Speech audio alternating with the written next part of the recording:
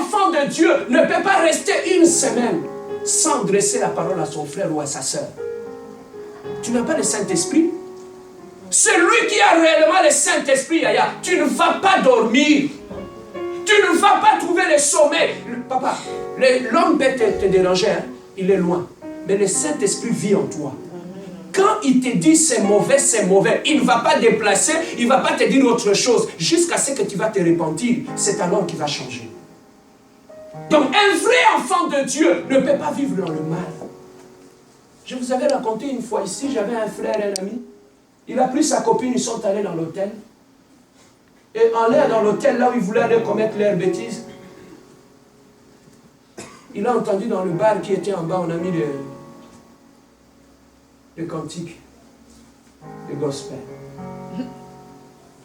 Je viens à toi, oui, je viens à toi. Et lui qui était dans la chambre, il a entendu cette chanson. Le Saint-Esprit a capté la chanson. Il lui a commencé à lui parler. Ce n'est pas ici que tu devais être. Tu es un enfant de Dieu. La personne a senti une tristesse en lui. Il a dit à la fille qui était à côté, Kabibi, let's go out. La fille dit, mais pourquoi? On est arrivé à peine. Il dit, non, tu n'entends pas les louanges là-bas en bas. Papa, quand tu es un enfant de Dieu, tu peux te retrouver plongé dans le mal. Dieu va seulement utiliser un brin pour te ramener à la normale, pour que tu puisses sortir de là. Un enfant de Dieu ne peut pas continuellement habiter dans le mal sans qu'il puisse sentir la tristesse en lui. Est-ce que tu sens la tristesse en toi quand tu pêches? Hein? Toi, tu ne les sens pas? Hein? Non, l'autre là, il dit, il ne sent pas.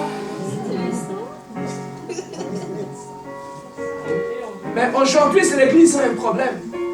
C'est parce qu'on s'est fait du mal. Il n'y a plus cette tristesse-là en nous. C'est que le Saint-Esprit s'est éloigné. On s'est fait du mal, on se critique. On a trouvé même des formules. Regarde, on ne le critique pas, mais on parle. Vous vous soulagez, non? Vous êtes dans le péché. On parle seulement. Il prend le péché, même si tu l'enlèves le pyjama, tu le fais habiller en costume, cravate, il reste le péché. Les gens veulent se soulager pour arranger les choses. Tu vois, toi tu n'es pas ma copine, mais tu es mon ami. Ok? Mais là, dans les amis, là, on plonge. Hein? Vous tombez dans l'impudicité, dans le péché, dans la sexualité. Quand vous terminez, toi tu es mon ami, hein? Tu n'es pas ma copine, ok? Voilà comment on se soulage. Mais non, on a volé. Mais tu sais que papa, c'est qu'on a ramené, on a volé. Bon, on n'a pas volé, mais on a pris. On trouve toujours le moyen de soulager. La vraie repentance, on ne se justifie plus. On sent la tristesse. Tu sais, si tu veux sentir que tu es devenu un enfant de Dieu, lorsque tu regardes ton passé, qu'est-ce que tu ressens? What do you feel? When you look at back, what do you feel? Quand tu regardes ton passé, tu sens quoi? Hein? Go ahead, parle-moi. Tell me something, go ahead, tell me something. Qu'est-ce que tu ressens quand tu regardes ta vie passée? Tu te sens sale. Loin de Dieu, tu te sens sale. Si tu ressens ça, ça veut tout simplement dire réellement que tu es maintenant en train de marcher avec Dieu. Mais quand tu ne ressens pas la saleté dans cette vie-là, tu es encore là-dedans. Voilà pourquoi tu ne ressens plus ça. Quand tu deviens un vrai enfant de Dieu, la première des choses qu'on ressent, moi, je ne dis pas aux gens, arrêtez de t'habiller en mini-jupe, arrêtez de porter de ceci ou de cela. Non. Quand tu es un vrai enfant de Dieu, tu viens dans le Seigneur. La première des choses que tu ressens, l'inversion de valeur. Ce qui était bien pour toi hier, tu regardes ça comme de la boue.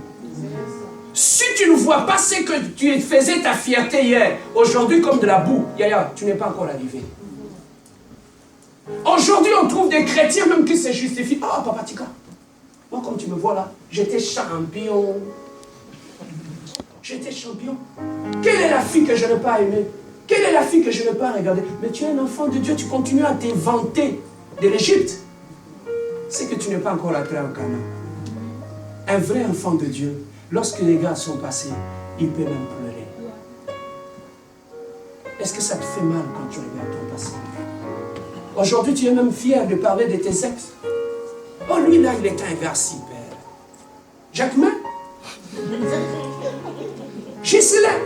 Oh, il était un super mec. Lui, non, il était un gars super. Tu es même fier de vanter la richesse de l'Égypte. C'est que tu n'as pas encore rencontré Dieu de gloire.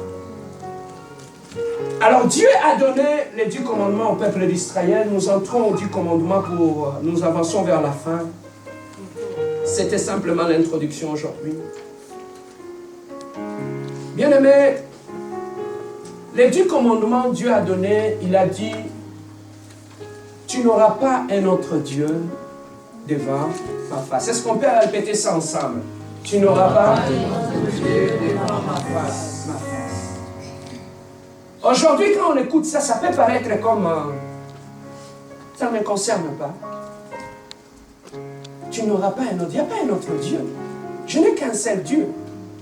Mais pourquoi? Cette loi ne me concerne pas. Elle est désuète. Elle ne me concerne pas. C'est une vieille loi. Mais laissez-moi te dire une chose. Ce qu'on croit être une loi passée, aujourd'hui nous tombons aujourd'hui dans la même loi. Tu n'auras pas d'autre Dieu devant ma face. Ça, c'est Dieu lui-même qui avait donné cette recommandation au peuple d'Israël. Aujourd'hui, pasteur, sache, qu'est-ce qui peut être mon Dieu? Quel est le Dieu que je peux placer devant mon Dieu? Ce sont tes passions, la passion que tu as. J'ai la passion, j'aime tellement le soccer, j'aime tellement le basket, j'aime tellement m'habiller. Ça devient ton Dieu. Tout ce que tu places devant Dieu devient ton Dieu. Le sexe peut devenir ton Dieu. Parce que c'est ça qui contrôle ta vie. Dieu, c'est celui qui donne les ordres. L'homme, c'est celui qui obéit. Et lorsque ta sexualité te pousse à faire le mal, tu le fais. Pourquoi? Parce que la sexualité est ton Dieu. Celui qui contrôle ta vie.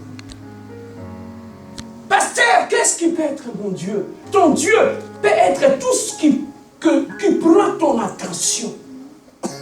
Le mensonge peut devenir ton Dieu. Si tu ne mens pas, tu te sens mal. Alors, est-ce que je peux avancer? Qu'est-ce qui peut être ton Dieu? C'est l'argent. Quand je manque l'argent, je suis malade, je tremble, la grippe est là. Mais quand je ne pars pas à l'église le dimanche, je dors tranquillement chez moi à la maison. Est-ce que l'argent n'est pas venu ton Dieu? Le travail peut devenir ton Dieu. Tu peux manquer le culte le dimanche, tu es correct. Mais tu ne manques jamais le travail.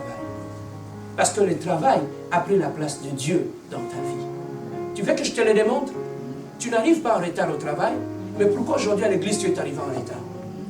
Parce que le travail est ton Dieu. Voilà pourquoi tu le respectes et tu le crains. Mais comment tu veux que Dieu puisse te bénir et bénir ton travail? Quand tu es négligent devant lui et tu es obéissant à ton travail, comment tu veux que Dieu puisse te bénir? Tu travailles, est-ce que Dieu te bénit? Tu viens avec négligence dans la maison de Dieu. C'est tout simplement ton Dieu est ailleurs. Ton Dieu n'est pas là. Ton Dieu peut devenir tes amis. Tu n'écoutes personne. Tu n'écoutes que tes amis. Ce que tes amis disent, c'est ça, c'est que tu fais. Tes amis peuvent devenir ton Dieu. Mais Dieu a dit au peuple d'Israël une chose. Israël, écoutez-moi. Israël, écoutez-moi.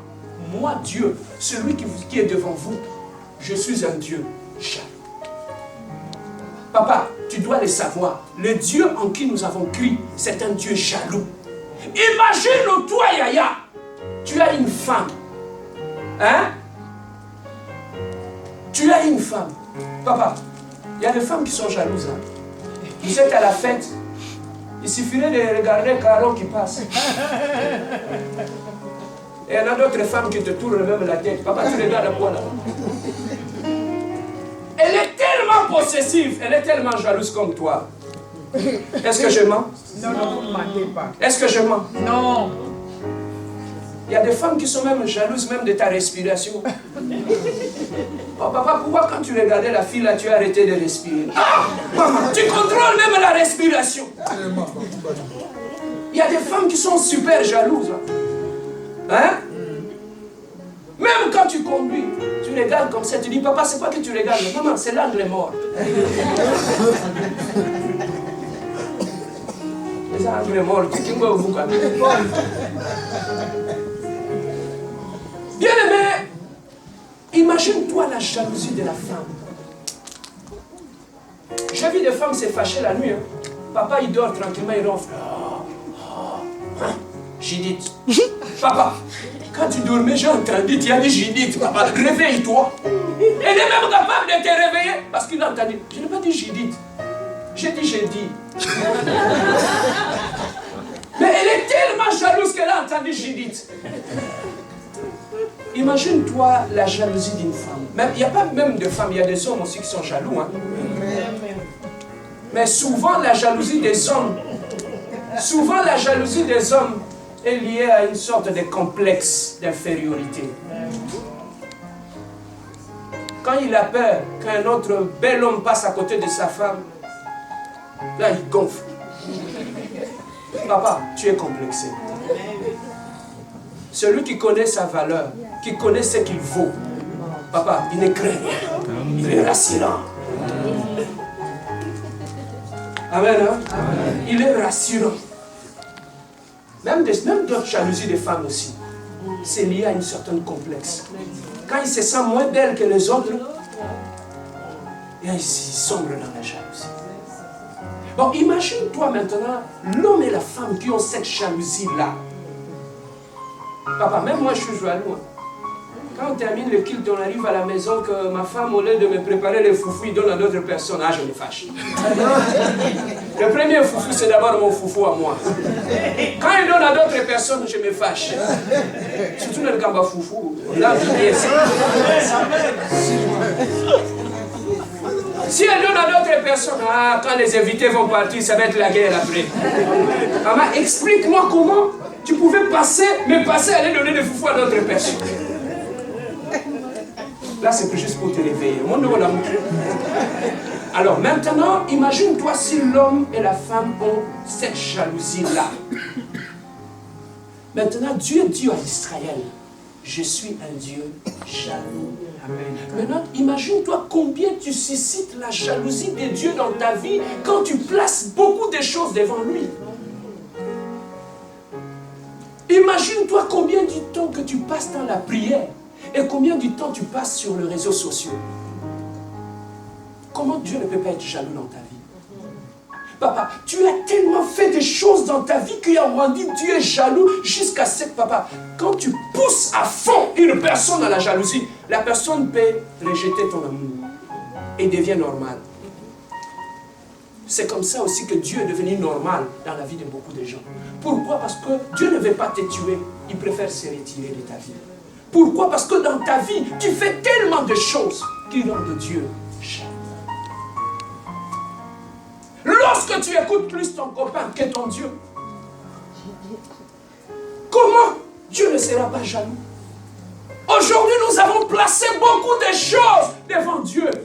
Et Dieu est devenu jaloux. Et Dieu s'est retiré de nos vies. Voilà le premier commandement. Tu n'auras pas. Il a dit à Israël, tu n'auras pas d'autre Dieu devant ma face. Parce que moi, je suis un Dieu jaloux. Maintenant, regardez dans ta vie, qu'est-ce que tu as donné à la place de Dieu? Qu'est-ce que tu as mis en première position à la place de Dieu?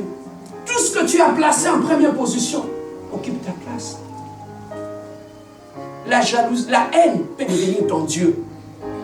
La haine peut devenir le Dieu de ta vie. Comment?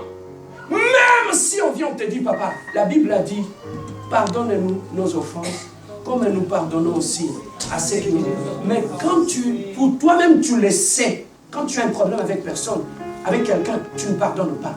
Tu n'écoutes que ta haine. Où est la place de Dieu? Où est la place de Dieu, Yaya? Même quand on te présente la parole de Dieu, la parole demande que tu pardonnes. Tu ne pardonnes jamais. Tout le monde tout autour de toi, ils savent. Quand tu as pris une décision, ça reste comme ça. Jusqu'à ce que ton cœur va te dire, c'est fini, maintenant pardonne. N'est-ce pas que la haine de ton Dieu? Tu commences à te découvrir. Hein? Comment tu as éloigné Dieu de ta vie? Comment tu as éloigné Dieu dans ta vie? Ta mère peut devenir ton Dieu. Quand tu as quelque chose, même si on te dit la Bible interdit ceci, non, ma mère a dit ça, mon père a dit ça, ils ont pris la place de Dieu dans ta vie. Il y a des hommes aussi, un mari pour terminer, il y a des maris aussi qui ont fait de leur femme leur Dieu, même des pasteurs. Sa femme est devenue son Dieu. Dans l'église, sa femme est devenue comme le Saint-Esprit. Ce que sa femme dit, c'est ça ce qu'on fait à l'église. Et Dieu se retire d'une telle église. Celui qui dirige l'église, c'est le Saint-Esprit. Ce n'est pas la femme du pasteur. Aujourd'hui, si la gloire de Dieu est éloignée de l'église, c'est parce que beaucoup de femmes de pasteurs jouent le rôle du Saint-Esprit. Toutes les décisions qui se prennent à l'église, c'est la femme qui prend ça à la maison. Et quand on amène ça devant la présence de Dieu, Dieu ne se retrouve pas. Dieu se retire. C'est le Saint-Esprit qui est le chef de l'église. Et c'est lui qui a le dernier. Voilà, bien-aimé, le dernier commandement. Tu ne te feras pas des images taillées qui représentent ce qui est au ciel et sur la terre. Regardez certaines religions tout autour de nous. Ils ont des images de Jésus. Ils ont des images. Voilà pourquoi je dis la plus bonne croix, c'est cette croix qui est vide. Où il n'y a pas Jésus-Christ dedans. Il nous a interdit de faire des représentations de Dieu dans sa vie. Amen. Oh non, ça c'est la mère de Jésus. Il faut faire une représentation pour lui. Il a dit, vous ne ferez pas de représentation. Vous n'allez pas me représenter. Pourquoi? Parce que Dieu est esprit. Pour le rencontrer, c'est un esprit qu'on le rencontre. On n'a pas besoin des images. On n'a pas besoin de le voir. Mais on a besoin de le rencontrer en esprit et en vérité. Amen. Voilà pourquoi il nous a retiré toutes ces choses-là. Il a dit dans sa parole, le temps est venu où les vrais adorateurs adoreront le Père en esprit et en vérité. Ça se passe dans l'esprit. Je n'ai pas besoin de voir Marie, de voir l'image de Jean-Baptiste, de voir l'image de Jésus. Non, c'est en esprit qu'il a dit et en vérité. Est-ce que quelqu'un a été béni? Amen.